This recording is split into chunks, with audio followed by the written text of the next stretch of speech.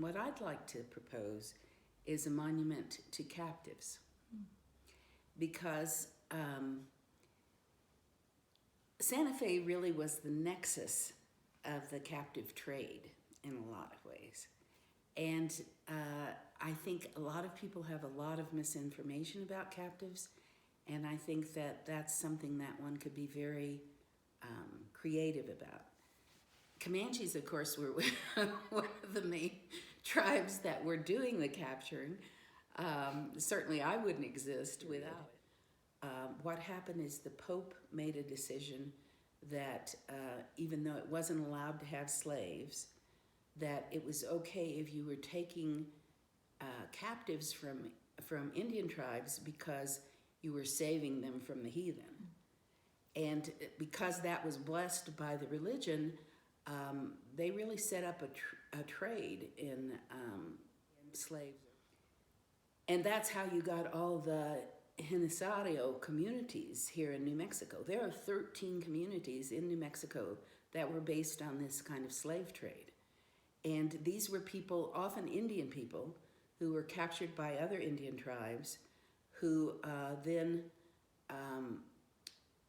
got sold back to the Spanish.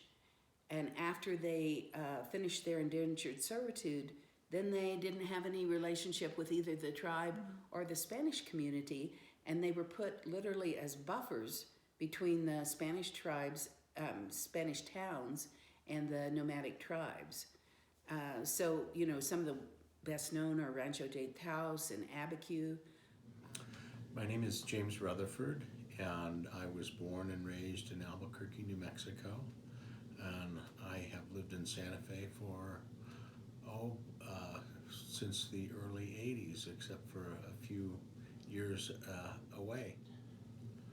In thinking about your question, the thought occurred to me that a monument to the Three Sisters, corn, beans, and squash, would be really appropriate here because of the importance of those crops to sustaining populations in this entire region and really all of the Americas, essentially. Like a location could be found by sort of trying to identify places within the Santa Fe area that perhaps at one point pre-colonial times were used to cultivate these crops.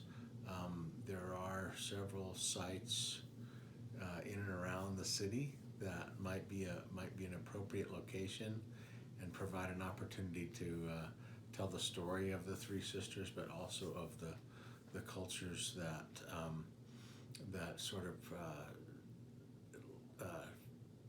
laid the groundwork for the widespread use of those crops today.